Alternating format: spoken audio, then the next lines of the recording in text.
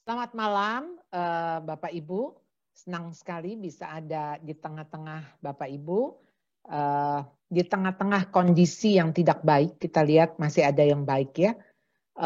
Bagaimana akhirnya kita bisa menggunakan media ini, kita bisa Zoom, dan saya juga tidak perlu terbang ke Malang, tapi kita bisa bersama-sama, dan mungkin juga ada yang dari luar kota lain ya. Jadi sungguh Tuhan menolong di dalam setiap kondisi yang kita alami. Nah, saudara, topik kita pada malam hari ini adalah komunikasi dengan anak. Saudara, bicara soal komunikasi, itu kita ini diciptakan oleh Tuhan sebagai makhluk berkomunikasi. Makhluk berelasi. Karena Allah kita, Allah yang berelasi. Allah kita, Allah yang berkomunikasi. Dan komunikasi ini bukan sekedar pertukaran informasi. Jadi bukan sekedar ucapan, bukan sekedar percakapan. Jadi communication itu melampaui daripada conversation. Jadi saudara bisa komunikasi tanpa bicara, bisa. Komunikasi dari hati ke hati, saudara tatap-tatapan aja. Ingat saudara waktu saudara pacaran dulu. Mungkin saudara nggak ngomong sepatah kata. Tapi saudara mata ketemu mata. Wah, itu sudah dalam maknanya. Jadi saudara komunikasi di sini pasti melibatkan dua orang. Ya, minimal ya. Dan ketika komunikasi itu bisa ditangkap, bisa dipahami, bisa dimengerti, bisa dirasakan oleh apa saudara? Jadi bukan hanya pikiran tetapi lebih kepada hati. Jadi ketika saudara komunikasi bisa mouth to mouth, ya, hai apa kabar, ya, bisa saudara dari head to head, ya, oh kita ngomongin orang, ngomongin kondisi yang ada, oh sekarang bagaimana ini suasana pandemi, masih PSBB enggak, atau kita bisa dari hati ke hati yang mungkin kita enggak ngomong pun, tapi orang yang di samping kita, dia bisa mengerti keadaan kita. Itulah komunikasi. Jadi saudara membangun sebuah komunikasi itu bukan sebuah perjalanan pendek. Karena pasti membutuhkan sebuah usaha. Ya, membutuhkan waktu. Jadi saudara, inilah relasi kita dengan anak itu seperti bertumbuh. Saudara tahu pohon kurma, ya? Saudara ingat pohon kurma, ya. Jadi pohon kurma, saudara, itu 5 tahun pertama dia hanya membangun akar, ya. Jadi hanya akarnya saja, saudara. Pohonnya belum tumbuh. Dia baru berbuah setelah 19-20 tahun. Dan pohon ini bisa sampai 100 tahun. Saudara, sebuah perjalanan panjang yang butuh waktu. Sama halnya seperti kepompong, ya, ulat menjadi kupu-kupu melalui kepompong. Bagaimana dia harus berusaha, ya, keluar. Nah, saudara, proses itulah yang harus kita alami. Perlu waktu. Masalahnya sekarang, waktu itu sesuatu yang sulit. Nah, sekarang ketika waktu itu menjadi sesuatu yang lebih mudah saat ini, saudara. Ya, yang artinya kita ketemu, ya, muka dengan muka, sama-sama stay at home. Kenapa justru komunikasi makin sulit? Kalau dulu alasannya nggak ada waktu. Tapi sekarang waktu kan ada. Jadi saudara, pandemi ini saya sering menggambarkan seperti ibaratnya MRI. Pandemi ini memperlihatkan bahwa kita ini punya penyakit. Selama ini kita nggak sadar ada sakit, ya. Jadi ketika pandemi ini ada, justru kita dimasukkan ke dalam satu rumah dengan 4 dinding. Makin konflik, saudara tahu tingkat perceraian di Bandung, di Soreang, saudara, pengadilan agama Soreang, terjadi antrian yang mengular. Ini bukan antrian sembako, tapi antrian menggugat cerai. Kenapa saudara? Rupanya saudara alasan mereka tentu katanya ekonomi. Tapi kalau kita melihat memang relasi itu sudah rusak sebelum pandemi. Sebelum pandemi kita itu sebetulnya sudah tidak komunikasi, sudah tidak berelasi. Kenapa tidak konflik? Ya karena nggak ketemu, karena nggak ada waktu, karena udah capek. Nah sekarang ada waktu, ada tenaga, jadilah konflik itu meningkat. Nah saudara, ayo kita harus memikirkan. Kita sama anak-anak nggak lama. Nggak selamanya kita jadi orang tua. Anda harus ubah pola relasi Anda. Tentu saja Anda secara status orang tua. Nggak pernah berakhir. Tetapi secara fungsi harusnya berubah.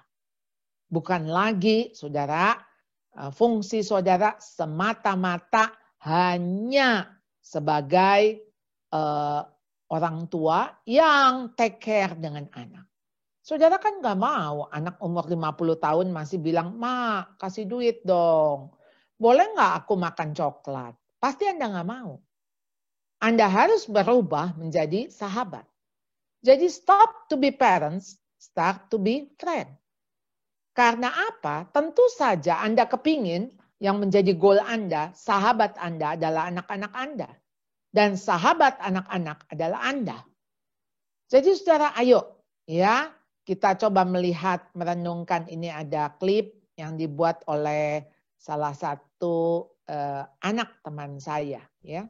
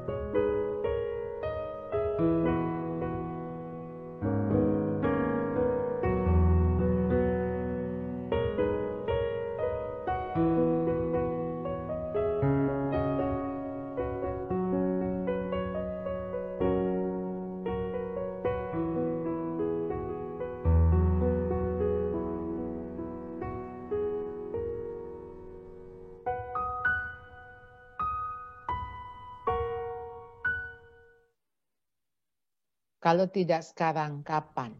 Ya. Jadi saudara, kondisi anak saat ini, ayah tidak hadir, ibu kewalahan, anak terlantar. Saudara, tidak hadir itu bukan soal fisik. Ya. Mungkin secara fisik ada, tapi tidak hadir di dalam kehidupan anak. Tidak masuk.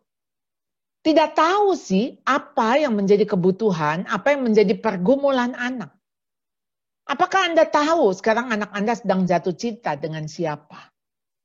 Apakah Anda tahu kalau dia baru saja dibully oleh temannya di medsos? Sering kita orang tua, kita seperti ada di area luar dari kehidupan anak. Saudara, harusnya komunikasi Anda harus mengalami perubahan. Kalau dulu waktu anak-anak masih kecil, saudara, mungkin anak-anak sudah terbiasa ketika saudara ngomel-ngomel.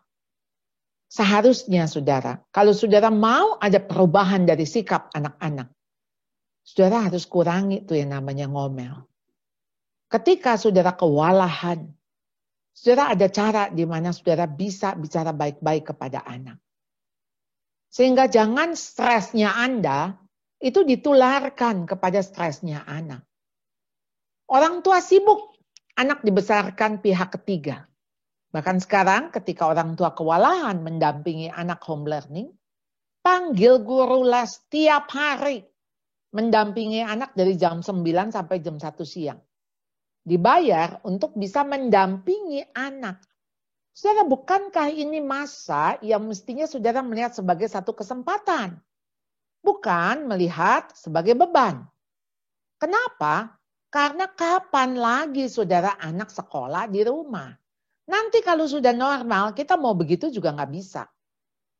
Jadi sekarang mumpung dia ada di rumah dan kesempatan untuk anak melihat bahwa sebetulnya ada hal yang mungkin kita lebih tahu dari mereka belajar dari pengalaman kita. Ada bonding yang dibangun. Saudara, itu penting sekali karena kita sedang membangun sebuah dasar. Saudara, buat apa saudara punya anak tapi nggak ada bonding? Saudara bilang anak tahu kok siapa orang tuanya. Betul sih anak tahu. Tapi dia nggak merasakan sebagai anak, Anda sebagai orang tua. Jangan-jangan yang dia anggap orang tuanya itu adalah pembantunya. Atau babysitter, atau gurunya. Tetap sih di rumah panggil papa, panggil mama. Tapi Anda tidak difungsikan sebagai orang tua. Sejak kecil anak diberi electrical babysitter. Saudara, masalah gadget, media sosial sekarang luar biasa. Karena memang pengantar atau alat yang dipakai untuk anak-anak belajar memang gadget. Oleh karena itu, saudara, kenapa harus ada kegiatan offline? Jadi bukan hanya kegiatan online. Main sudah online. Sekarang belajar sudah online, main online, ngobrol online. Ya ampun saudara, ya bisa-bisa itu di depan gadget entah berapa jam. Saudara, pasti anak asik karena mereka memang ada di screenagers ya. Sekarang sebutan untuk teenagers, screenagers. Dan mereka ada di dalam generasi ya, bukan hanya alpha, generasi alpha, tapi mereka juga glass generation. Jadi generasi kaca. Jadi saudara bisa bayangkan saudara tiap hari yang dilihat adalah layar. Jadi bagaimana saudara kondisi ini? Belum lagi tuntutan akademik semakin berat.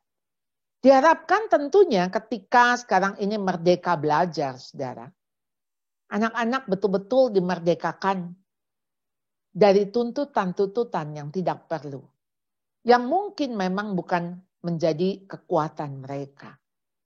Jadi bagaimana anak dibuat senang belajar. Dan anak juga bisa dimungkinkan untuk apa yang menjadi potensi mereka bisa direalisasikan. Jadi saudara, ayolah masalah dan konflik akan timbul ketika anak mulai remaja. Karena begitu mereka mulai remaja, mereka berubah. Berubah, kalau Anda sebutnya pancaroba ya, puber. Saudara, apa yang berubah? Mereka berubah di dalam sosial, mereka berubah di dalam emosi, mereka berubah di dalam kognitif mereka lebih kritis. Sehingga saudara kalau melarikan diri dan menyibukkan diri saudara, akibatnya fatal. Jadi kalau masalah konflik itu normal. Saudara, ya ada nggak sih anak sama orang tua nggak konflik? Ya mungkin ada, tapi itu jarang banget. Ketika itu terjadi normal, tapi kalau saudara melarikan diri itu fatal. Jadi saudara, ya saya skip saja satu klip, ya nanti kita lihat klip yang lain. Jadi saudara, ini kita menjadi orang tua bukan menjadi orang tua masa lalu. Kalau kita ngomongnya begini, dulu ya papa ya, dulu ya mama, dan saudara motifnya untuk membanggakan, atau membandingkan, atau membuat saudara kelihatan berhasil, sukses di mata anak-anak, wow, nggak laku deh. Jangan Anda meninggikan diri atau membanggakan walaupun itu kenyataan. Dan Anda sedang compare dengan dia. Itu menyatakan Anda tidak memiliki empati. Saudara, tentu saja kita tidak mengajak anak untuk ke masa lalu. Karena masa lalu sudah lewat. Saya selalu menggambarkan ya saudara ya. Anak-anak kita itu ibarat iPad. Kita itu ibarat mesin tik. Jadi kalau mesin tik mesti ditekan, dipencet, dibanting gitu kan. Ya kalau mau pakai spasinya. Saudara, iPad disentuh, digeser. iPad canggih saudara. Saudara cuman sentuh huruf A yang keluar bisa apa aja. Karena auto text. Tapi saudara fragile. Begitu jatuh, hancur. Lain dengan mesin tik. Mungkin begitu jatuh bisa dibetulin. Jadi saudara, ayolah kita tidak usah membawa yang masa lalu itu ke masa sekarang. Itu memang menjadi sejarah dan menjadi pelajaran. Jadi saudara hanya boleh bicara masa lalu tentang kegagalan. Nah disitulah supaya anak tahu bahwa Anda bukan orang tua sempurna. Anda pernah gagal dan Anda pernah melewati itu. Jadi dia juga berani menceritakan kegagalannya. Dia nggak takut ditolak. Jadi saudara, ketika Anda cerita kegagalan Anda, sebetulnya Anda sedang memberikan sebuah tempat, space kepada anak-anak. Bahwa nggak apa-apa gagal itu. Yang penting kamu bangkit. Jadi saudara, ayo kita menjadi orang tua untuk masa depan. Kalau orang tua yang sibuk bekerja saat ini akan jauh lebih sibuk dan kehabisan energi ketika kelak anak-anaknya bermasalah. Jadi saudara, ayolah Anda jangan sibuk bekerja, tapi Anda sibuk berelasi dengan anak. Sehingga tentu saja kita berharap ketika masalah muncul di saat mereka remaja atau dewasa, bisa segera terselesaikan. Jadi kenapa Anda harus memenangkan hati anak Anda? Ketika Anda berkomunikasi, tidak bisa tidak. Anda harus memenangkan hati. Memenangkan hati bukan menyenangkan hati. Jadi saudara, kemarin ada yang bertanya pada saya, Bu, kalau kita ngalah, nanti anak jadi besar kepala dong. Malah nginjek kita. Nah saudara, kalau saudara ngalah demi menyenangkan anak, oh ya jelas. Itu memanjakan. Karena tujuan Anda hanya menyenangkan. Jadi tujuan kita harusnya memenangkan. Karena kalau Anda memenangkan hati anak, Anda bisa to gain the love, affection, or admiration of someone. Anda bisa mendapatkan kasihnya dia loh. Kasih sayangnya anak loh kepada Anda loh. Kebanggaannya anak loh kepada Anda. Itu namanya Anda menang. Tapi caranya untuk bisa menang ke situ kan Anda mesti ngalah. Apalagi sama anak sudah remaja. Nggak bisa lagi ngotot. Ayolah Anda ngobrol, diskusi. Ya. Jadi saudara ayo nyambung dengan anak. Connecting with kids. Saudara nyambung tuh apa sih saudara?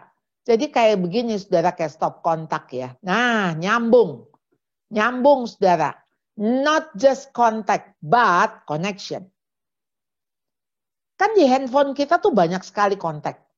Tapi kita connect nggak sama mereka? Belum tentu. Mungkin hanya beberapa yang kita connect. Kita punya kontaknya, tapi kita nggak connect. Saudara, ini lihat apa yang harus dilakukan orang tua dan anak. Harus connect terus menerus. Dibangunlah hubungan. Ayo kita connect, bukan korslet. Jadi saudara, Anda harus bisa juga memenangkan hati anak Anda. Dengan membuat mereka bertumbuh secara personally. Saudara, ketika Anda membuat mereka bertumbuh, harus Anda ubah mindset Anda. Masa lalu kita nggak pernah bisa jadi masa sekarangnya mereka. Itu tadi saya sudah bahas. Jadi saudara, kita ini apalagi saya zamannya baby boomers. Anak saya generasi Y. Cucu saya generasi Alpha. Lah kita ini berbeda generasi. Anda lahir di tahun 1900. Anak-anak lahirnya 2000. Angka depannya saja sudah beda. Bagaimana saudara kita ada di second millennium. Anak kita di third millennium. Lalu Anda mau compare, gak bisa saudara. Ya, ayo anak Anda bukan anak-anak lagi. Anak Anda sudah sekarang semakin besar. Jadi kalau Anda bilang, aduh anak saya berubah loh. Yang tadinya apa-apa ngomong, sekarang malah nggak ngomong, ya. Yang tadinya minta saya cerita, oh malah sekarang mama please nggak usah ngomong. Wah saya bingung ya kenapa berubah.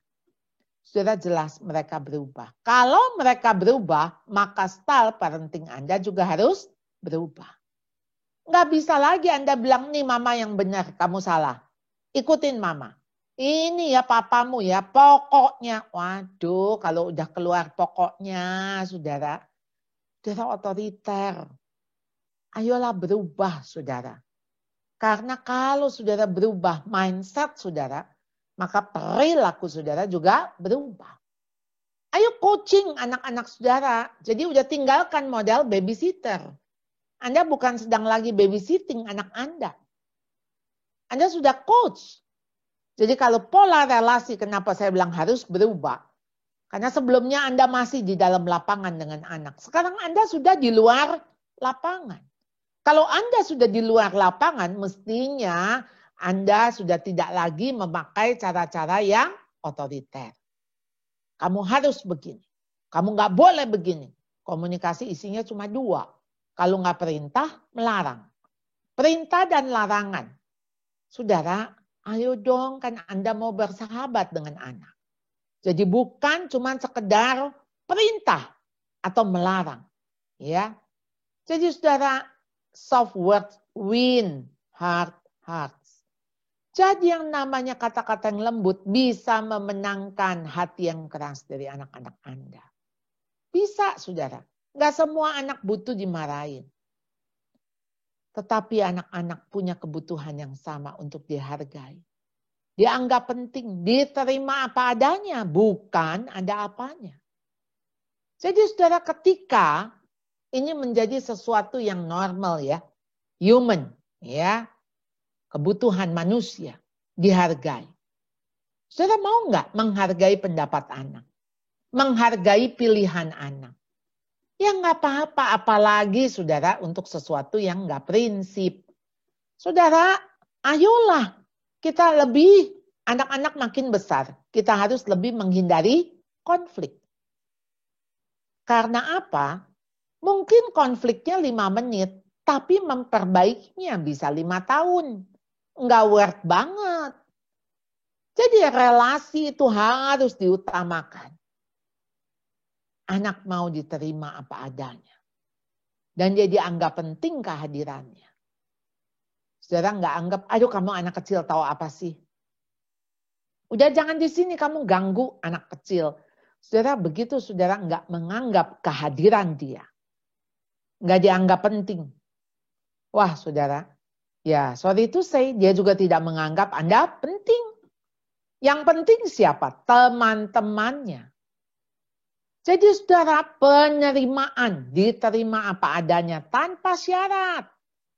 Kita nggak bisa pilih anak. Anak juga nggak bisa pilih orang tuanya. Dia kalau bisa pilih sih kayaknya nggak pilih kita ya. Lalu kita karena sama-sama tidak bisa memilih, sebetulnya yang milihin siapa? Tuhan. Tuhan tuh yang milihin. Ini kita tuh punya anak kayak begini, begini, begini. Anak kita juga punya orang tua seperti ini. Pasti ada planningnya Tuhan, ada rencana Tuhan. Jadi anak itu harusnya dituntun, bukan dituntut. Saudara waktu nuntun anak pasti saudara menggenggam bukan? Bukan mencengkram kan? Karena saudara ketika saudara menuntun, pasti saudara orang yang dituntun itu rasa aman. Kalau saudara cengkram, pasti dia meronta-ronta. Kepingin cepat bisa lepas daripada cengkraman Anda. Karena di dalam cengkraman ada paksaan. Kalau ada paksaan tidak mungkin ada rasa aman. Ketika Anda sedang menuntun anak, berarti Anda sedang jalan beriringan. Kalau Anda jalan satu di depan, anak di belakang, itu mah namanya nyeret, bukan nuntun. Ketika Anda menuntun saudara, ada relasi, ada komunikasi, ada interaksi. Kapan jendela hati anak terbuka? Saat paling up dan saat paling down. Nah, itu jendelanya terbuka. Jadi kalau Anda tahu anak Anda juara 1 sekelas, tapi taunya dari tetangga jauh, aduh saudara harusnya sedih. Ketika dia mengalami pergumulan di masalah pertemanan, masalah akademik, masalah apapun, Anda orang nomor 1 yang dia beritahu. Kalau sudah begitu aman, ya, bahwa ketika dia paling up, paling senang yang disampaikan ke orang tua. Atau saat paling down, paling di bawah yang disampaikan juga orang tua. Jadi saudara, kalau dia sudah bisa terbuka seperti ini yang tengah-tengah, ya cerita remeh-temeh lah sama teman, biarinin aja. Masa mau 24 ceritanya mesti ke kita sebagai orang tua. Ya, jadi kita hanya perlu mengawasi. Anak ingin didengarkan tanpa digurui, tanpa dihakimi, apalagi disalahkan. Siapa sih yang mau disalahkan? Gak enak sekali, saudara. Iya, pada dasarnya anak kepingin sekali dibimbing, bukan dikontrol semata. Jadi kayak tadi saudara ya, dituntun bukan dituntut. Ini dibimbing saudara, didampingi. Jadi bukan sekedar diomelin. Yang ketiga saudara, jadi bagaimana memenangkan hati mereka dengan mendeklar, ya, memperlihatkan, mendemonstrasikan kasihnya Tuhan terlebih dulu. Jadi saudara kita ini ya, siapa sih yang the best parents? Allah Bapa yang di surga. Kita manusia terbatas, manusia tidak sempurna. Pastilah kita pernah bikin konflik dengan anak. Tapi saudara, Tuhan sudah mengajarkan kepada kita. Bagaimana ketika bahkan dia yang dizolimi, dia mengatakan ampunilah mereka sebab mereka tidak tahu apa yang mereka perbuat. Jadi saudara, bagaimana saudara mendeklarasikan dan mendemonstrasikan kasih Allah lebih dulu. Dengan Anda memiliki hubungan pribadi dengan Allah lebih dulu. Jadi saudara, bicara relasi adalah bicara hubungan. Hubungan yang kuat dan erat, merasa dikasihi, merasa diterima, merasa dihargai. Hal itu menjadi landasan dari hubungan yang kuat dan erat. Saya pernah sama-sama murid, saudara. Jadi murid saya duduk di sebelah kanan, orang tuanya di sebelah kiri. Saya tulis, ayo bisa curhat masing-masing tulis di papan tulis. Saudara, rupanya anak-anak mengatakan, kami ini tahu kalau kami dikasihi. Tapi kami tidak merasa dikasihi. Wow, dalam ya. Tahu kalau nggak dikasihi. Tapi nggak merasa. Saudara, ini menjadi problem. Ya, begitu dia tidak merasa dikasihi, saudara. Jangan harap hubungan menjadi kuat dan erat. Gimana caranya supaya anak merasa dia disayang? Karena kalau dia berasa disayang, dia pasti sungkanlah mengecewakan kita. Ayolah mendengarkan, bukan hanya mendengar. Listening, not just hearing. Itu reaksi kita, saudara, ketika mereka bicara. Ketika mereka bicara, kita bereaksi mendengarkan. Itu menjadi bukti bagi anak bahwa dia dianggap penting. Dia merasa dikasih karena mamahnya mau mendengarkan walaupun cerita remeh-temeh begitu ya. Saudara, biasanya kita tidak mau mendengarkan. Kita mendengar sekilas, setelah itu kita memberikan sejuta nasihat. Anak-anak kita nggak butuh nasihat, saudara. Ya, ayo dong ngobrol, bukan ngoceh. Ngomong, bukan ngotot. Jadi saudara, ngobrol dan ngomong itu kan bagian dari komunikasi. Nggak apa-apa, nggak harus semua serius. Kadang-kadang tebak-tebakan, kadang-kadang cerita lucu. Untuk apa sih ketika komunikasi ini justru menjadi sarana di dalam relasi. Ya, sarana yang paling penting sekali. Jadi pilih relasi bukan emosi. Pilihlah intimasi bukan gengsi. Jadi saudara, hindari mulut tajam, tapi tolak kata-kata kasar. Tidak ada kata-kata yang tajam keluar dari mulut Anda. Tapi kalau anak sudah mulai kurang ajar, Anda harus tegas katakan. Tidak boleh pakai kata itu. Jadi ayo saudara, anak justru merasa dikasih ketika kita didik. Enggak dibiarkan, dia ngeluyur kemana, enggak pulang, enggak apa-apa. Oh saudara, itu zaman dulu, penuh dengan anugerah Tuhan. Tapi sekarang, jangan harap saudara, ya ketika saudara menyakiti dia dengan kata-kata yang tajam, dia bisa begitu saja menerima. Saudara tolak kata-kata kasar yang artinya saudara nggak boleh membuat mereka jadi tidak taat. Atau jadi kasar dengan Anda, menghina Anda. Ya, yang kasihan mah bukan Anda, anak Anda. Kalau kita mah kan bisa masuk kuping kiri, keluar kuping kanan. Tapi masalahnya dia tidak diperkenan oleh Allah. Jadi saudara, ayolah kita belajar saudara. Untuk menganggap biarin deh. Untuk hal yang nggak prinsip. Yang nggak prinsip itu apa ya? Pakai baju. Ya, maksudnya warna baju. Nggak prinsip.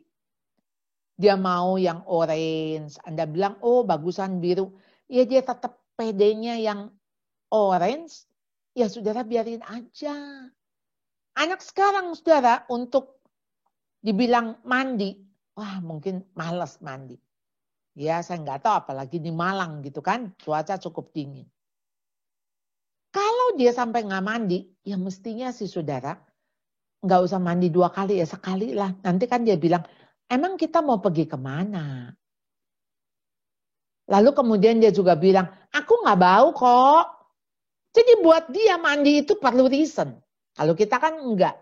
Mau pagi dingin kayak apa tetap mandi. Kalau nggak betah. Betul nggak? Sehingga yang kita lakukan sebetulnya bukan dari kebutuhan. Hanya karena nyamannya kita setiap bangun pagi mesti mandi. Saudara, untuk yang nggak prinsip, nggak worth untuk diributin. Dan Anda perlu tahu jadi orang tua itu nggak pernah berakhir. Tadi saya sudah katakan. Tapi Anda harus stop learning. Learning to stop. Belajar untuk berhenti. Itu buku yang saya buat. Ya. Jadi saya menulis buku ini mungkin sudah 7-8 tahun yang lalu.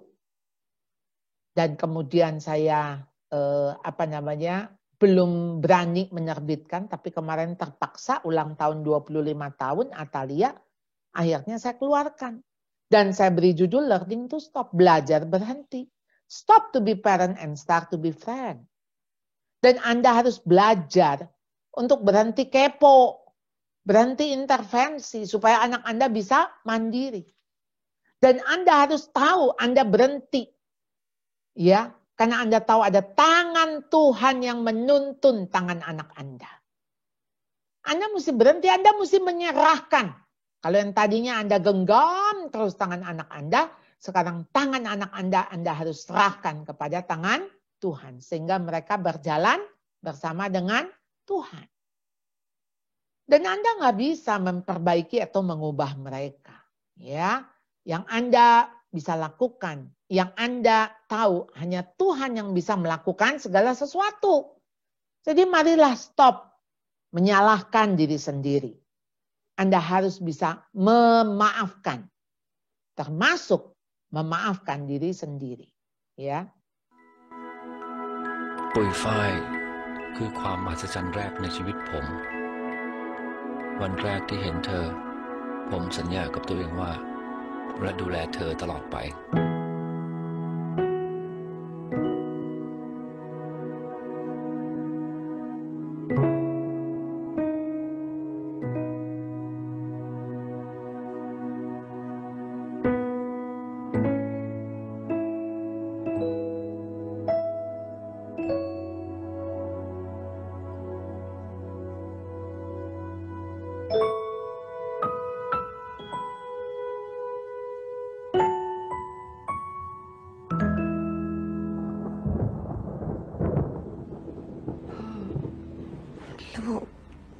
ลูกท้อง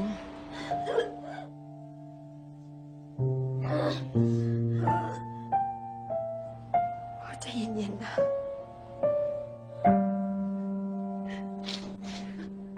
พ่อหนูขอโทษ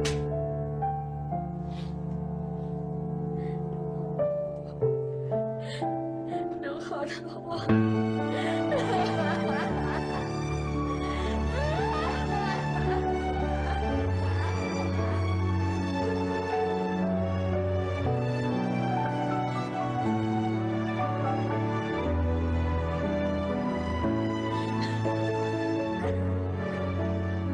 พ่อรักลูกพ่อรักลูกด้วย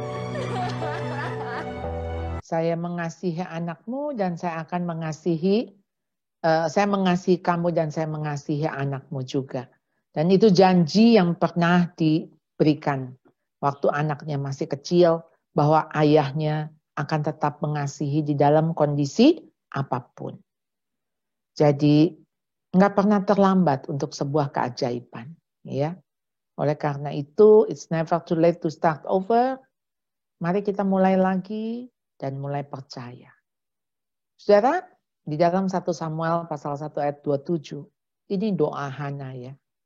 Untuk anak ini saya berdoa, maksudnya minta dan Tuhan kasih apa yang menjadi keinginan hati saya. I asked the Lord to give me this boy and he has granted my request. Now I am giving him to the Lord and he will belong to the Lord his whole life. Saudara, ini yang dilakukan oleh Hana.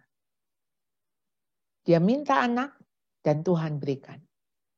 Tapi apa yang dilakukan? Now I'm giving him to the Lord. Saya serahkan kembali kepada Tuhan dan dia akan menjadi milik Tuhan sepanjang hidupnya. Seumur hidupnya.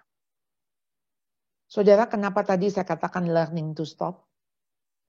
Karena stop, saudara, Anda nggak bisa terus menjadi orang tua, satu hari Anda bisa dipanggil Tuhan pulang. Dan anak juga mungkin lebih dulu pulang.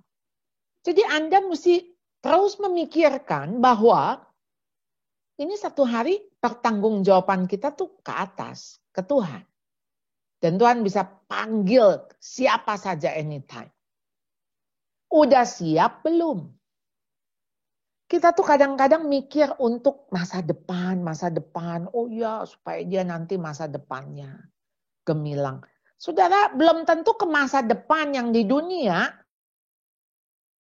yang di surga. Maukah kita menyerahkan anak-anak kita ke dalam tangan Tuhan? Dan kita menyerahkan genggaman tangan kita kepada genggaman tangan Tuhan. Supaya dia menggenggam tangan Tuhan, supaya dia dipimpin oleh Tuhan. Jadi saudara, ayolah ya, kita mau terus mendampingi anak-anak kita. Ya, kita dampingi mereka. Ketika Anda mendampingi, Anda harus bisa berkomunikasi. Komunikasi. Saudara, waktu Anda berkomunikasi, supaya Anda bisa the same level, Anda mesti apa? Nunduk. Anda mesti bisa merendahkan diri. Untuk bisa nyambung. Kalau enggak nyambung. Enggak bisa menuntut anak ngerti Anda. Dia belum pernah jadi orang tua kok. Anda pernah jadi anak. Mestinya yang bisa mengerti, memahami anak, itu adalah orang tua. Iya.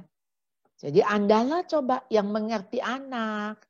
Apa sih keinginan dia? Apa sih kebutuhan dia? Bagaimana sih cara masuknya? Ayo saudara, belajar menjadi orang tua melalui anak-anak Anda. Kita akan masuk ke dalam tanya jawab. Silahkan. Oke, baik. Terima kasih Bu Charlotte. Wah, ini satu pemaparan materi yang luar biasa ya. Tadi saya belajar banyak sekali ya melalui apa yang disampaikan oleh Bu Charlotte, dan saya percaya Bapak Ibu juga pasti belajar banyak ya dari apa yang disampaikan tadi.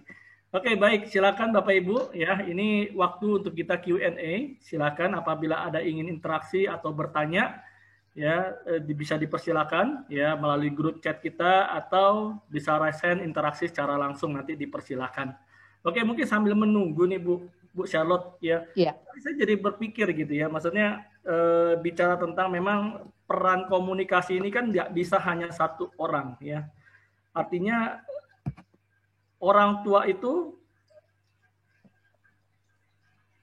ibu dan ayah itu punya peran yang sama ya. Tidak bisa komunikasi itu kita pikir wah ayah ini yang bekerja ya, kita serahkan saja urusan mengurus anak itu kepada istri ya, kepada ibunya gitu. Nah, artinya dua orang ini sama-sama ya punya peran yang sama. Cuma seringkali gini yang saya temui misalnya dua-duanya itu sibuk, Bu. Ya, dua-duanya sibuk dan apalagi kalau kita bicara tentang konteks kayak seperti kami yang para hamba Tuhan. Ini kan seringkali anak-anak hamba Tuhan kan tanda kutip bermasalah ya dengan identitas mereka, dengan keluarga mereka, bahkan masa depan mereka gitu. Makanya baik yang akhirnya menjadi anak yang kacau. Nah, itu bagaimana Bu kita mensiasati hal tersebut ya supaya karena banyak hamba Tuhan itu kan lebih ke jemaat gitu ya. Akhirnya keluarga sendiri padahal juga yang paling penting terlupakan. Ya, ini bagaimana mungkin kita bisa mengimbangi hal seperti itu gitu. Iya. Jadi begini ya. Kan sebetulnya kita jadi hamba Tuhan buat siapa? Buat Tuhan kan? Kita jadi orang tua juga buat Tuhan. Jadi sebetulnya bagi Tuhan itu yang penting calling as a being. Being apa sekarang? Being parents. Kita nih ya ketika sekarang kan kita jadi anak juga karena kita punya orang tua. Lalu kita punya pasangan. Jadilah kita suami atau jadi istri. Kita punya mertua, jadi kita punya jadi kita sebagai mantu. Kita punya anak dan kita sebagai orang tua, sebagai papa, sebagai mama. Kita menjadi hamba Tuhan, kita menjadi pelayan, kita menjadi apapun itu being yang kita lakukan. Ingat, itu porosnya adalah Kristus. Jadi sebetulnya ini Kristus Tuhan itu bukan prioritas. Tuhan itu harus menjadi fokus kita, menjadi dasar dari seluruh pelayanan kita. Karena hidup bagi kita adalah Kristus. Nah, saudara, sekarang masalahnya, jadi sekarang kan soal prioritas. Tadi saya sudah katakan, Tuhan nggak boleh dijadikan prioritas, nanti bisa jadi first priority, second priority gitu ya. Enggak. Nah sekarang ketika kita ini dipanggil menjadi orang tua, dipanggil menjadi suami atau menjadi istri. Ada nggak yang ngegantiin? Nggak mau kan? Ada yang menggantikan? Pasti nggak mau. Maksudnya, oh jadi anak kita manggil papa ke si itu, dia ke si bapak itu gitu. Atau istri saya nih, soalnya saya sibuk ya, saya titip ya Pak istri saya ya. Coba jadi suami istri saya seminggu. Ya pasti kita nggak mau. Nah saudara, itu peran yang nggak bisa diganti. Tapi Anda jadi hamba Tuhan bisa diganti nggak? Bisa, bisa. Kalau sampai, maksud saya, prioritas Anda harus ke keluarga, tinggalin dulu. Tinggalin. Jemaat Anda yang mula-mula itu keluarga. Artinya itu orang lingkaran yang paling kecil. Maksudnya lingkaran dalam. Nih, lingkaran satu. Kita kan dipanggil tuh dasar panggilan kita menikah atau single gitu ya. Nah begitu kita menikah kan Tuhan kasih kita pasangan dong. Tadi ya saya sudah bilang kita as a partner. Tetapi ketika Tuhan kasih kita anak kita udah gak bisa nanya lagi. Tuhan inikah panggilan saya menjadi orang tua? Saudara udah gak usah nanya. Begitu Tuhan kasih anak pasti kita dipanggil untuk menjadi orang tua. Saudara, being parents itu nggak sama dengan having children. Banyak orang bisa punya anak, tapi belum tentu bisa jadi orang tua. Kita tuh kalau pulang ke surga, nanti kan yang dilihat kan being-nya kita ya. Kalau Tuhan melihat, wah orang yang punya 5 jadi 10, orang yang punya 2 jadi 4. Yang Tuhan puji apanya? Being-nya dia. Hai hambaku yang baik dan setia. Engkau sudah melakukan semua pekerjaan ini, well done ya. Being-nya saudara. Tuhan gak puji 10 talentanya atau 4 talentanya. Jadi mari saudara, ketika kita diberikan sebuah peran ya oleh Tuhan, jalankan being itu di dalam pertolongan Tuhan, tentunya di dalam kekuatan yang Tuhan berikan. Kalau Tuhan kasih kita anak, pasti dia akan kasih kita kemampuan untuk jadi orang tua. Kalau dia sudah beri kemampuan, dia pasti kasih kita kekuatan. Udah satu paket, satu package. Tuhan gak mungkin kasih kita anak, apapun kondisi anak kita, tanpa Tuhan melengkapi kita untuk menjadi orang tua bagi si anak itu. Jadi jalankan, enjoy, nikmati panggilan Anda menjadi orang tua. Jadi saudara, jangan menjadi orang tua yang guilty feeling terus-menerus. Kalau Anda guilty, Anda akan menyalahkan anak Anda. Dan saudara hidup di dalam rasa bersalah. Dan iblis itu condemn saudara ya. Dia akan terus membuat Anda rasa bersalah. Saudara, ayo kita kembali lagi deh datang kepada Tuhan. Kita cuma bilang, Tuhan, saya menjadi hamba-Mu ketika saya menjadi ayah. Saya menjadi hamba-Mu ketika saya menjadi suami. Saya menjadi hamba-Mu di dalam setiap peran saya karena fokus saya adalah saya siapa bagi. Nah, jadi bagi, saya hamba Tuhan bagi istri saya hamba Tuhan bagi anak saya hamba Tuhan bagi jemaat saya hamba Tuhan. Jadi hidup kita nggak terpecah-pecah, hidup kita nggak kotak-kotak, hidup kita terintegrated. Saya di rumah, saya sebagai hamba Tuhan. Tapi waktu saya di gereja, saya juga sebagai istri dari suami saya di gereja, saya ibu dari anak saya. Saya mengingat itu semua di dalam kesatuan fungsi-fungsi tadi. Ya, ini saya kalau nggak di stop, saya bisa ngomong lagi 2 jam ya.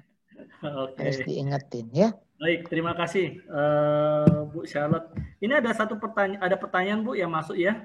Iya. Dari Ibu Indrawati Ong. Ini ada pertanyaan, Bu, bagaimana supaya anak mengerti jika ada teman yang punya pengaruh buruk? Bagaimana cara menasihati mereka? Waktu anak saya berteman dengan temannya yang saya anggap selonong boy. Masuk ke rumah, nggak nyapa, buka kulkas, ambil makanan. Saya kasih tahu sama anak saya. Ya, kalau kamu mau berteman sama dia, kamu yang harus mempengaruhi dia untuk menjadi baik. Karena kalau kamu tidak mempengaruhi dia menjadi baik, maka kamu akan dipengaruhi menjadi buruk. Pilihannya cuma itu. Jadi saya ingat, habis itu kalau dia datang nih temennya, dia udah senggol-senggol temennya. Bilang, selamat siang, bilang. Maksudnya supaya dia masih boleh berteman sama temannya ini. Jadi temannya bilang terima kasih, bilang terima kasih. Ntar temannya bilang terima kasih tante. Ya, sampai satu waktu pernah kebablasan, saya lagi tidur, dia main buka aja pintu kamar tidur. Mam, temanku mau pulang, mau pamit gitu ya.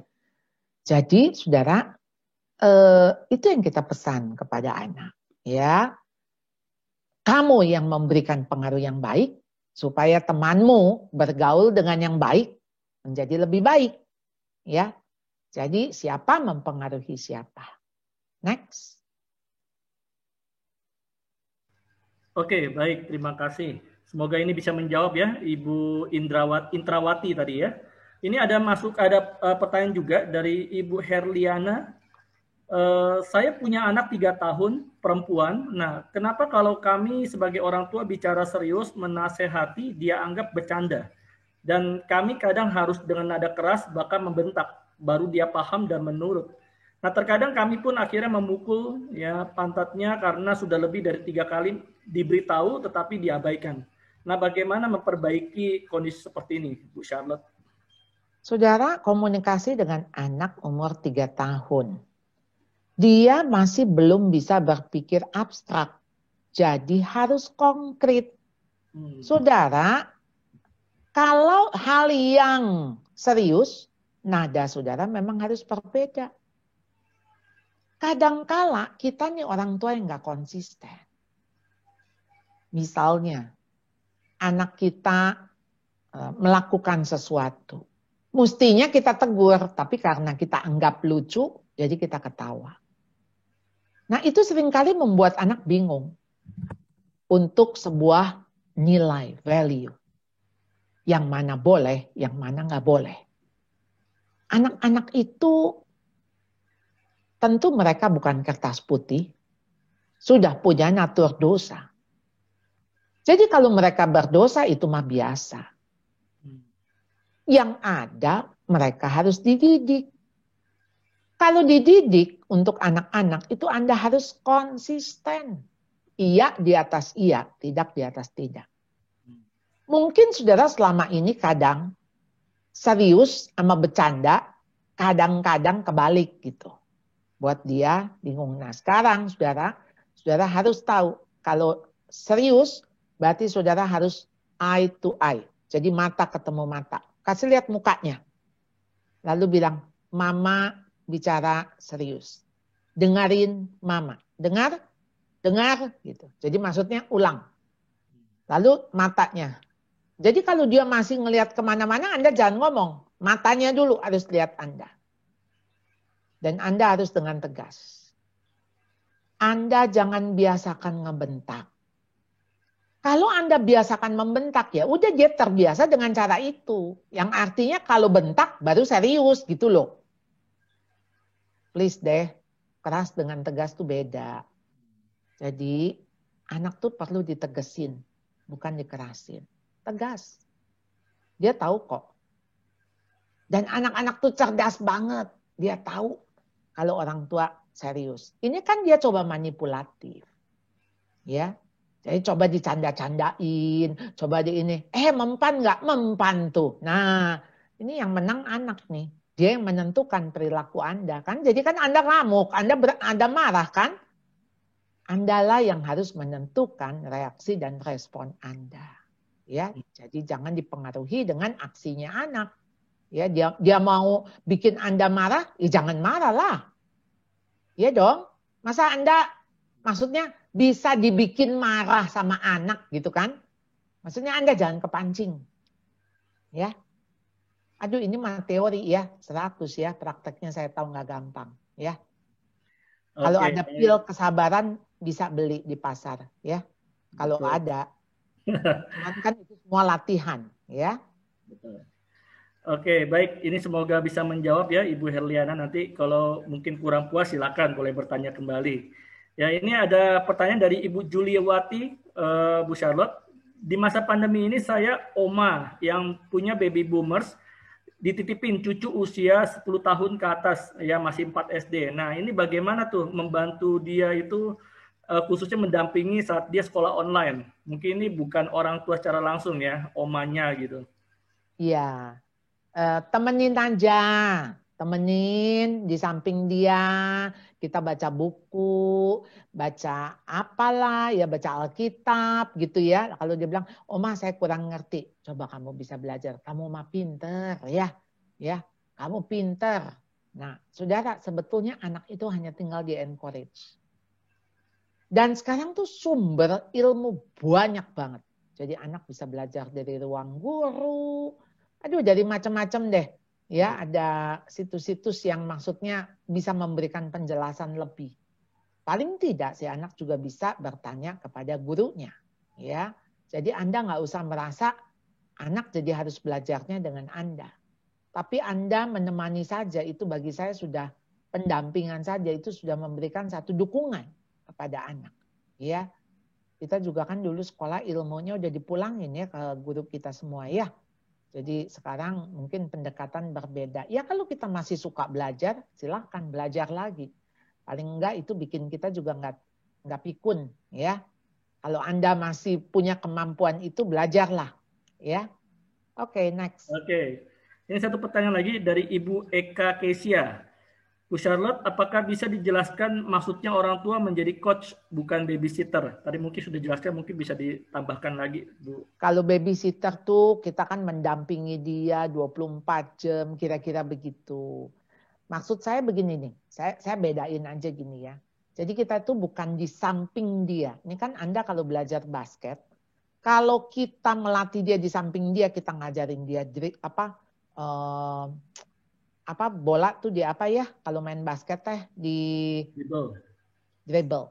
Ya, dribble kayak begini, shoot kayak begini. Nah, itu di samping dia. Tapi ada saat kita tuh udah di luar lapangan. Kita cuma bilang gini, dribble bolanya, shoot, kasih lempar, bla bla bla gitu. Nah, jadi kira-kira begitu. Kalau kita udah jadi coach, kita tuh ada di luar lapangan. Udah nggak di samping dia lagi. Jadi ya pastikanlah yang kita ngomong dia ngerti dong, ya. Karena kan kita udah pernah ada di samping dia. Kita kasih tahu cara dribble bola bagaimana, cara nge-shoot bola gimana. Begitu ya. Oke. Next. Ini saya jawab cepat saja ya supaya semua terjawab. Ini dari pertanyaan dari Ibu Yeni ya, Yeni Ekasari. Anak saya yang besar kelas 1 SMA itu sudah jarang ingin ngobrol. Kalau saya mulai mengajaknya ngobrol, dia akan merasa terganggu. Kalau saya mulai bertanya-tanya, nah bagaimana caranya ya Bu, supaya dia mau ngobrol sama saya? Kalau mau caranya dia ngobrol, ya Ibu mesti ngobrol. Masalahnya kenapa dia merasa terganggu? Karena ngobrol sama Ibu nggak asik. Ibu bukan komunikasi, tapi Ibu interogasi. Ibu nanya-nanya, nanya ini, nanya itu, ya jelas dia merasa tersudut, terancam, dia merasa apa ya? Ya dipojokkan begitu. Jadi ini apalagi sebelumnya kita nggak membangun relasi ya. Jadi ayolah sekarang gini nih ya, mau ngobrol sama anak. Anda dulu dong yang ngobrol. Ngobrolnya gimana? Jangan tanya, Anda cerita. Dulu ya, mami ya, tadi ya, begini, gini. Dia paling gini, Tapi minimal dia kasih respon. Ya, kita cerita. Untuk supaya dia juga tahu pikiran kita. Kalau enggak, kita bukan tanya tentang dia. Jadi misalnya begini, menurut kamu ya, Mami ambil nggak ya pelayanan ini ya? Mami ditawarin nih, ya suruh jadi apa misalnya liturgis. Ntar dia ngomong, emang kalau anak-anak zaman now itu ngomong bisa nyakitin sih. Bisa gitu, emang Mami bisa? Emang bisa nyanyi? Gitu. Nah jangan tersinggung. Kalau udah punya anak remaja mah darah mesti di kaki ya. Nggak boleh naik ke kepala ya. Jadi gini, menurut kamu gimana ya? Atau dia bilang, ya coba aja gitu. Tapi minimal tuh kita tuh udah memulai dulu. Kayak tadi saya bilang kayak pohon korma. 5 tahun kita untuk membangun dasar komunikasi. Karena selama ini kita tuh hanya one way. Satu arah. Udah mandi belum? Udah makan belum? PR-nya udah bikin. Besok ulangan loh. Belajar. Beresin kamar. Itu tuh cuma ngomong satu arah. Itu bukan ngobrol. Ya. Jadi kalau ngobrol, ya, nggak usah tanya dia. Kita aja yang cerita dulu gitu. Ya, berharap-harap sih dia nanya. Saudara emang nggak gampang. Saya juga bukan tipe orang tua yang bisa ngobrol. Tapi saudara, saya berusaha. Kunci mulut saya, jadi kalau dia ngomong saya nggak komen dulu. Ini rasa udah gemes ya pengen ngomong. Aduh tapi saya pikir, jangan. Cuman iya, bagus ya. Oh gitu ya. Padahal tuh udah pengen rasanya kasih nasihat. Tapi saya harus tahan diri.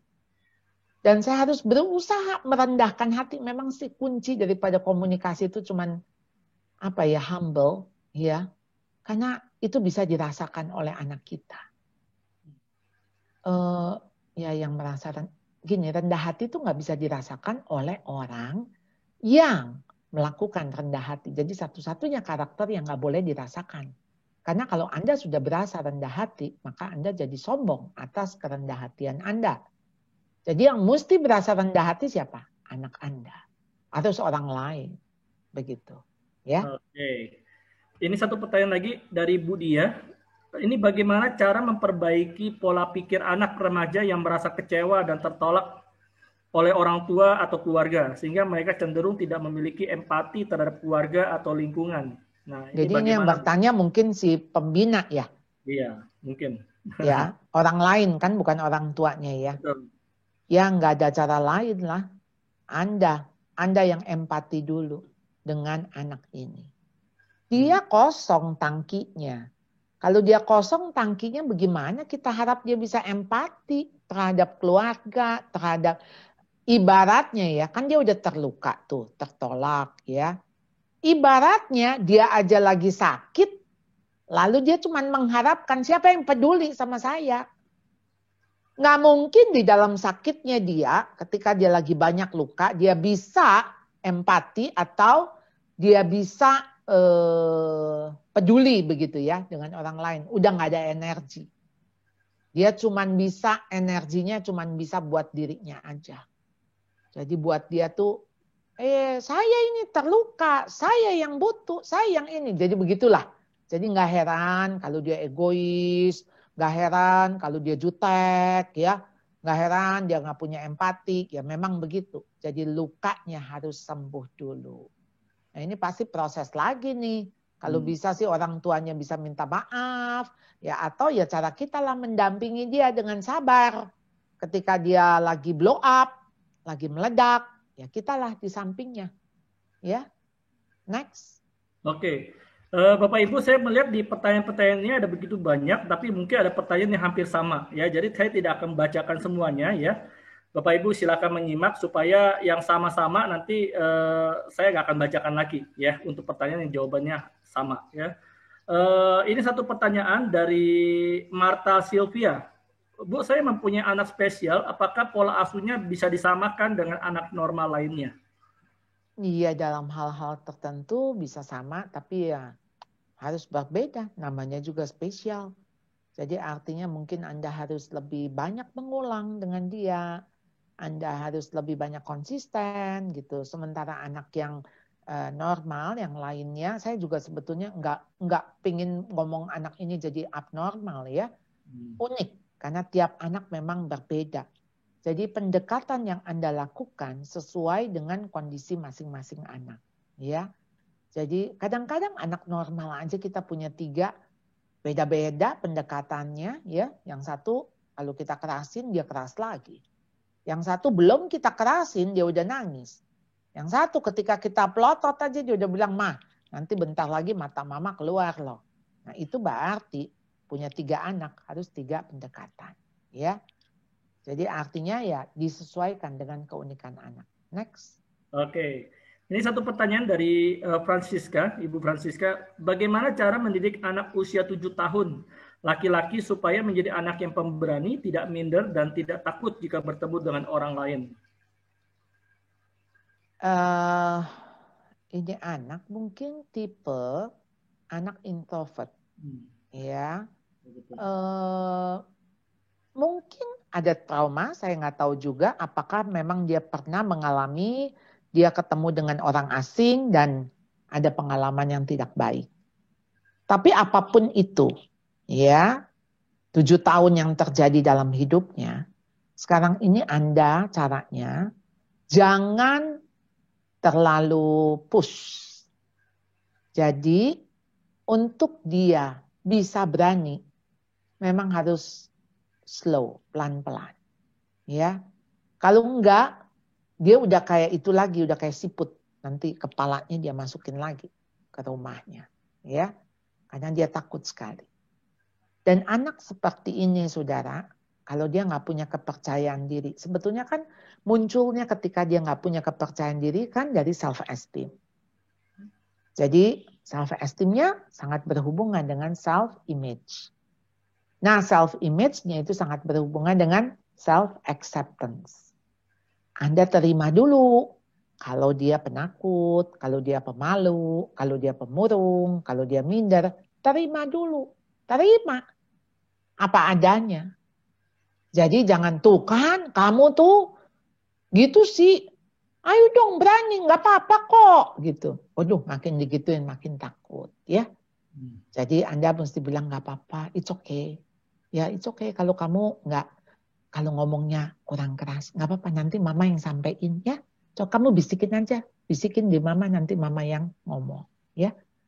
Diterima dulu. Kalau dia udah nyaman dengan dirinya, saya yakin ya dia akan percaya diri. Orang jadi gini, kepercayaan diri itu ada dua aspek. Satu dia tahu dia merasa diterima, dikasihi, dihargai, dan satu lagi dia tahu dia merasa mampu. Jadi dua aspek besar ini yang akan menentukan kepercayaan diri seorang anak. Ya.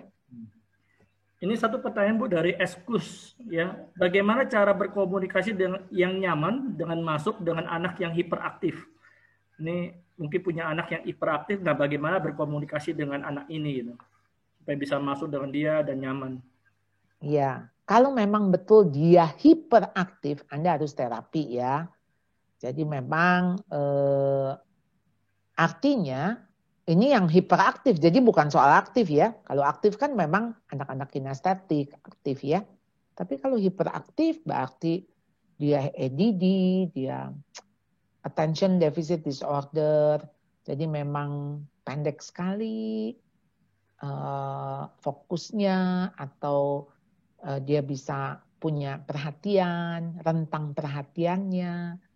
Nah, Anda harus lebih banyak tatap muka, Anda harus lebih banyak pegang badannya, jadi memang ada sentuhan fisik. Jadi anak ini nih memang harus lebih kepada konkret, jadi nggak bisa Anda cuma ngomong sambil lalu, begitu ya. Jadi memang anak-anak ini harus lebih ke ada eye contact, ada body contact, dan ya Anda harus terapi ya. Kira-kira sih begitu. Oke, ini satu pertanyaan dari ini Bapak Johnson ya. Ini bagaimana mengetahui anak kita sudah waktunya bisa dilepas secara pembentukan karakter atau kepribadian? Anda melepas anak nggak tiba-tiba. Jadi ketika melepas, itu mulai dari melepas memberikan dia kepercayaan. Ya, misalnya, mulai dari umur berapa? 2 tahun. Kasih dia kepercayaan toh untuk dia makan sendiri. Ya tapi nanti berantakan Bu. Nggak apa-apa. Memang harus lewat berantakan dulu baru jadi rapi. Ya mulai 3 tahun melepas dia. Untuk apa? Untuk dia pakai sepatunya. Walaupun lama nggak apa-apa.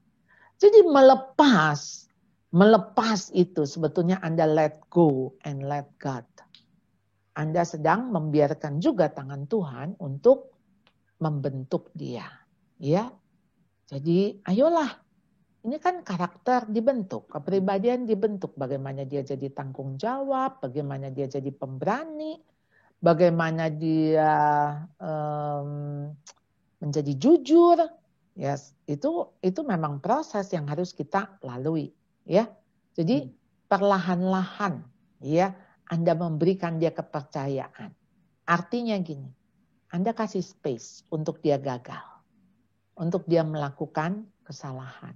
Ya, kan kesalahan itu tuh 2 jenis. Jenis yang pertama, kesalahan yang karena kelemahan, karena ketidaktahuan, karena ketidaksempurnaan, karena ketidakmengertian, karena ketidaksengajaan. Kesalahan yang seperti itu mah nggak apa-apa, lumrah manusiawi.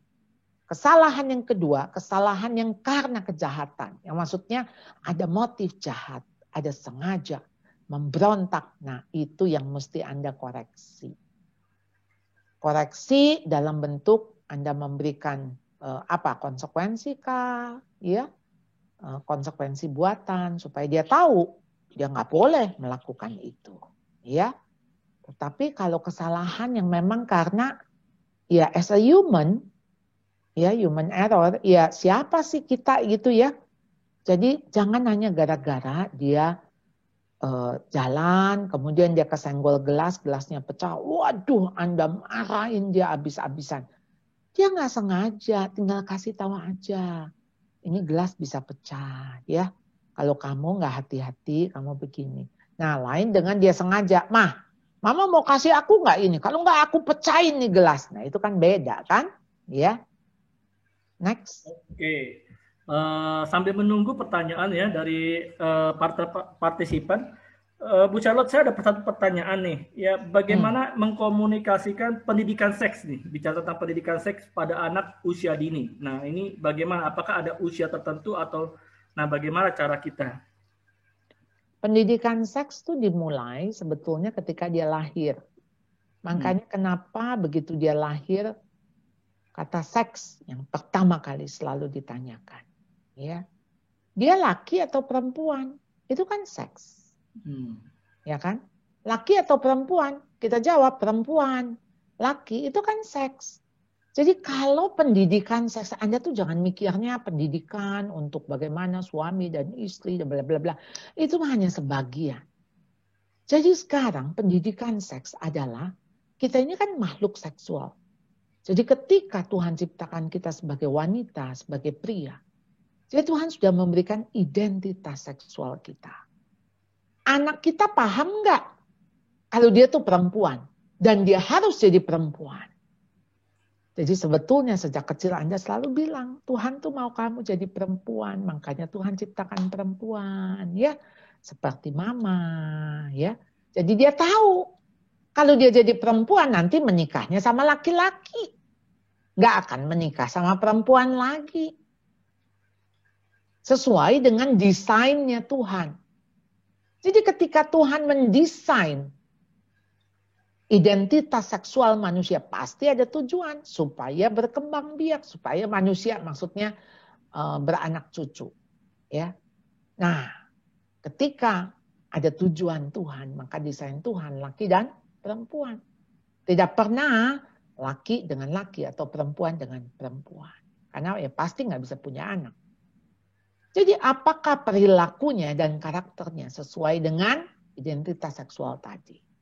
Jadi kalau kamu jadi perempuan ya kamu pakai rok, ya behavior kamu ya kayak perempuan. Jadi ya nggak akan lah dia jadi waria. Jadi ketika memang menjadi waria atau homoseksual itu adalah konstruksi sosial, pengaruh lingkungan.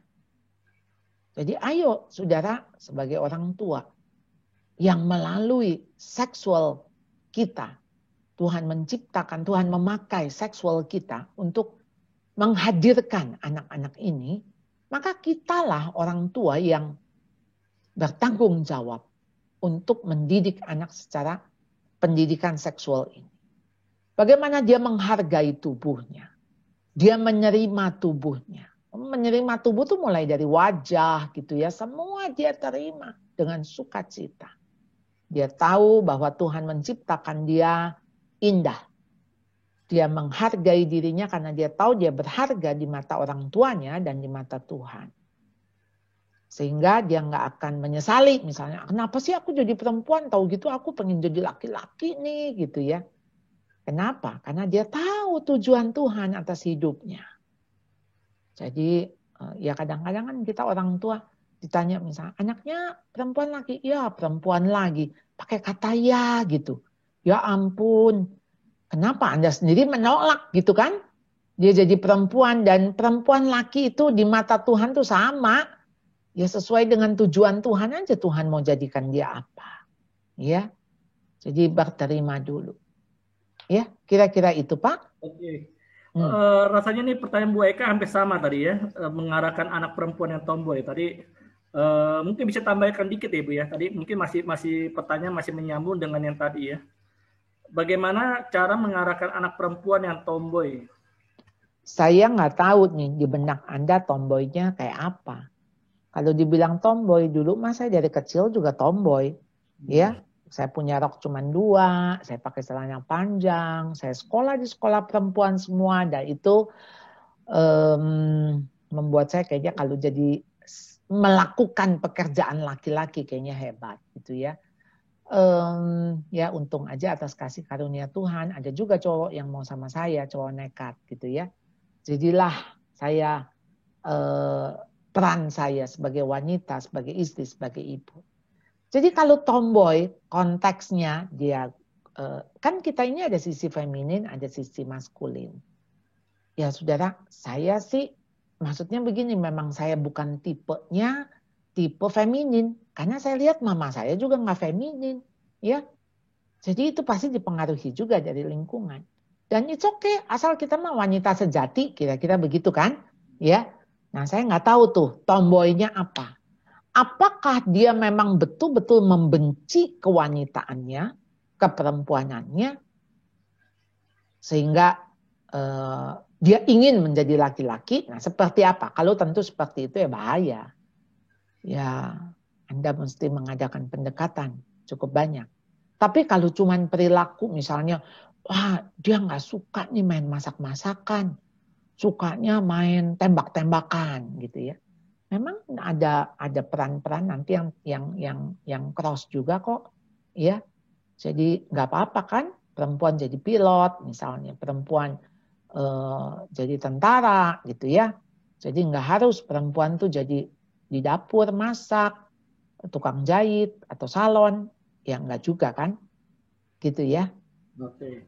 Oke. Maaf ya, ini Bu Mariam, ini satu pertanyaannya rasanya kurang jelas, kurang lengkap ya. Bagaimana mengatasi anak umur 26 tahun? Mungkin hal apa yang perlu diatasi ya, perlu diperjelas supaya pertanyaannya lebih terarah ya jawabannya nanti ya. Yang ini mana ya pertanyaannya ya? Dari Bu Mariam. Ini saya punya anak, bagaimana mengatasi anak yang usia 26 tahun? Apanya yang maksudnya harus diatasi? Betul. Makanya ini mungkin perlu diperjelas lagi. Silakan Bu Mariam ya, kalau ada bisa diperjelas lagi. Saya lewati dulu ya. Ini satu pertanyaan ya, Bu, dari Ika ya, Ika Kesia. Bagaimana orang tua memotivasi anak selama masa home learning ini supaya tetap semangat sekolah? Anak saya laki-laki kelas 3 SD enggak bersemangat sekolah dari rumah dan lebih memilih bermain. Ya iyalah, normal. Main kan lebih enak daripada belajar ya. Nah, jadi bagaimana Anda menyemangati? Anda harus punya semangat ya. Jadi encouragement, dorongan semangat. Kalau Anda udah marahin, Anda menghukum, udah deh. Ya siapa sih yang mau begitu? Nah, dia ketika dia bermain kan dia bisa menang, dipuji temannya. Jadi ya nggak heran dia lebih memilih bermain, itu mah normal. Nah, jadi sekarang Anda harus memberikan dia award, bukan reward. Award itu pujian, pengakuan, peneguhan. Jadi begitu dia lagi bikin PR, wah mama seneng loh kamu bikin PR. Ini mama lagi bikin ini nih, pizza nih ya. Kamu habis belajar pizzanya mateng ya. Jadi Anda harus memberikan dia dorongan ya, bahwa apa yang dilakukan itu benar, bahwa apa yang dilakukan itu baik. Jadi semangati. Anda mesti lihat dia berperilaku, jadi gini, tangkap basah perilaku positifnya. Jadi jangan ketika perilaku negatif Anda zoom, sorry ya, bukan ngezoom. Anda tuh soroti dan Anda koreksi. Ya jelaslah dia kehilangan semangat. Ya, jadi memang kita itu kan semangat kalau dipuji kan. Nah, jadi harus banyak pujian ya. Tapi jangan kasih iming-iming. Nanti ya kalau kamu bikin PR ya, nanti mama kasih uang 1.000. Aduh, anak Anda bukan dolphin. Jangan dikasih ikan ya. Oke, next. Satu pertanyaan dari Ibu Francisca. Bu, bagaimana cara supaya anak usia 4 tahun laki-laki dan usia 7 tahun laki adiknya, ya kakak adik ini tidak saling iri hati dan berebut cari perhatian orang tua kalau sedang berbicara? Persaingan saudara kandung itu dipengaruhi sebagian besar, kalau saya nggak mau bilang sepenuhnya, dari orang tua. Kenapa anak bisa iri hati? Karena saudara bandingkan, ya. Karena saudara memuji yang satu, nggak memuji yang lain. Karena saudara mempertandingkan. Ayo siapa yang lebih cepat duluan? Siapa yang habis duluan? Maksud saudara sih memotivasi. Tapi yang ada mereka melihat saudara kandung mereka itu hanya saingan mereka. Yang artinya gara-gara lo bagus, gue jadi jelek. Jadi saudara harus dibangun bahwa hubungan sibling itu, hubungan yang paling akrab gitu ya di dalam persahabatan, relasi persahabatan. Kita itu kan punya teman, kalau dia ada di ujung dunia, mungkin kita udah gak berteman lagi ya. Tapi yang namanya saudara, mau dia ada di ujung dunia, itu kan tetap saudara. Jadi, ayo latih mereka. Bahwa hubungan mereka lebih penting dari apapun. Orang lebih penting daripada barang. Jadi kalau gara-gara barang itu jadi berebut, nah lebih baik barangnya singkirin. Nggak ada yang pakai, nggak ada yang pegang, nah, singkirin. Karena bagi mama, kamu itu bersahabat, kamu berteman jauh lebih penting. Nah jadi tegaskan kepada mereka, hubungan itu jauh lebih penting dari apapun. Jadi jangan ada barang, jangan ada apa yang membuat kalian jadi ribut. Ya, bertengkar, berebut gitu. Oke? Oke. Ini mungkin melanjutkan ya Bu Charlotte dari Bu Indrawati ini berkaitan dengan pengaruh buruk tadi pertemanan ya. Ini kan ada anak yang mungkin lebih mendengarkan suara temannya ya, padahal mereka membawa dampak negatif. Ini bagaimana solusinya supaya apa yang kita komunikasi itu kan itu bisa masuk ke hati mereka. Saudara, kalau sampai orang luar lebih bisa masuk ke hati mereka, berarti dasarnya mereka tidak kuat. Jadi waktu saudara menanamkan value-value, waktu mereka masih kecil, nggak kuat. Jadi begitu nggak kuat, kalau ada value lain masuk, malah mereka terima yang dari luar itu yang buruk. Sekarang, ya nggak ada lain lah. Menurut saya sih minta maaf sama anak. Kamu kalau sampai bisa lebih ngedengar temanmu daripada mama, kayaknya mama salah nih. Ya, mungkin dulu mama kurang ngedengerin kamu, kurang deket, mama lebih sibuk, atau apapun. Minta maaf. Dan boleh nggak ketika Anda minta maaf, jangan gini. Mama minta maaf, tapi kamu juga sih yang kayak gitu. Nah itu namanya bukan minta maaf ya, menyalahkan juga ya. Jadi Anda dengan tulus mengatakan bahwa mungkin mama salah kalau kamu jadi seperti ini. Jadi ayo kita bisa memperbaiki. Kasih tahu dia pengaruh buruknya, kasih lihat. Maksudnya kamu sekarang jadi begini gitu. Mama sangat berharap sekali kamu bisa seperti dulu, kamu begini gitu. Ya. Utarakan apa yang menjadi harapan saudara. Ya. Berarti ini artinya kita jangan ragu ya untuk seperti tadi Bu Charlotte katakan merendahkan diri kita ya, seperti Yesus itu berbicara kepada kita kan ya. Karena di budaya kita orang Tionghoa khususnya kan, kita kan lebih budayanya itu kan anak harus tunduk kepada orang tua ya, apapun orang tua katakan. Betul. Mungkin kondisi zaman sudah berbeda gitu. Nah, ini mungkin ya harus berani mengatakan maaf ya. Untuk memperbaiki hubungan itu ya. Termasuk yang pertanyaan Bu Mariam. Betul. Mengatasi anak usia 26 tahun cara berkomunikasi supaya menghargai orang tua. Anda dulu menghargai dia. Kalau Anda nggak menghargai dia, bagaimana dia sedang belajar menghargai Anda? Jadi kita ini kalau kita mau diampunin sama anak, kita mesti ngampunin. Ngampunin dulu. Kalau kita mau anak menghargai kita, kita mesti hargain dulu. Kalau kita mau anak menghormati kita, kita mesti menghormati dia dulu. Itu teladannya. Jadi memang kita harus kasih contoh. Untuk supaya dia melakukan kayak gini loh. Tapi tentu saja kita menghargai dia bukan karena supaya dia menghargai kita. Itu mah barter namanya. kita menghargai dia karena memang dia berharga buat kita. Karena dia berharga dan mulia di mata Tuhan. Dan Tuhan mengasihi. Hanya itu reasonnya. Ya. Oke, berarti intinya ini sebenarnya tidak ada kata terlambat, Bu ya. Karena lagi bicara tentang tadi udah usia 26 tahun ini kan sudah cukup dewasa sekali ya. Karena tadi mungkin pertanyaan pertama juga ada anak yang kecewa dengan orang tua sehingga hubungan tidak harmonis ya. Tetap selalu ada jalan keluar ya. Betul. Pasti ada solusi ya. Oke. Baik, Bapak Sudah Ibu. Ya, Pak ya. Waktu kita mau nggak mau ya, saya dari tadi melihat antusias sekali ya pertanyaan-pertanyaan yang diajukan. Tapi mau tidak mau ya waktu kembali yang memisahkan kita ya. Kita berharap nanti mungkin next time ya kita bisa membahas hal ini lagi ya dengan topik yang lebih menarik lagi berkaitan dengan komunikasi juga. Ya karena itu izinkan saya mewakili ya seluruh hamba Tuhan, majelis bahkan jemaat dari GKT 3 berterima kasih kepada Bu Charlotte ya untuk pelayanannya malam hari ini. Ya apa yang Ibu bagikan sungguh luar biasa, itu sangat memberkati sekali dan saya percaya juga pasti memberkati banyak orang ya, khususnya para partisipan yang bergabung.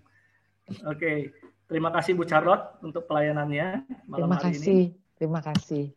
Ya, jangan kapok-kapok ya Bu ya untuk melayani kami. Iya. Oke. Terima kasih Bapak Ibu ya. Saya juga berterima kasih untuk Bapak Ibu yang sudah bergabung kami di dalam Zoom Talk ini yang diadakan oleh iCare. Saya mengingatkan Bapak Ibu, silakan apabila ada Bapak Ibu yang terlambat ya tadi bergabung ya, kami akan upload Zoom Talk ini ke channel YouTube kita GKT 3, Gereja Kristus Tuhan Jemaat 3. Nanti Bapak Ibu bisa melihat di sana mungkin sekitar 1 mingguan ya, 1 minggu ke depan supaya nanti bisa mengikuti dari awal karena ini banyak sekali sharing yang sangat memberkati sekali bagi kita dan bisa kita aplikasikan kepada keluarga-keluarga kita ya, anak-anak kita secara khusus. Oke, baik. Ya, kita akan akhiri. Apakah dari Ko David ada pengumuman? Ya, terima kasih Lucianti. Terima kasih untuk Bu Charlotte sekali lagi untuk pemaparannya yang sangat memberkati kami ya, bikin kami adem dan tentunya untuk para ibu-ibu ini juga bikin awet muda ya, karena nggak perlu marah-marah lagi. Kiranya pelayanan Bu Charlotte terus diberkati ya ke depan dan juga untuk teman-teman dan juga Bapak Ibu yang sudah tergabung, terima kasih. Dan untuk bulan depan, informasi kita akan mengadakan Zoom Talk lagi dengan kita akan berbicara soal fatalisme ya, jadi tentang konsep berpikir bagaimana Tuhan berperan dalam kehidupan kita. Apakah nasib yang sudah Tuhan gariskan itu sesuatu yang harus kita terima tanpa perlu kita melakukan apa-apa. Akan dibawakan oleh Evangelis Bruri. Jangan lewatkan, nanti infonya akan kita broadcast melalui grup informasi gereja ya. Saya kira itu yang bisa saya sampaikan. Terima kasih untuk Bapak Ibu sekalian yang sudah bergabung. Tuhan Yesus memberkati ya.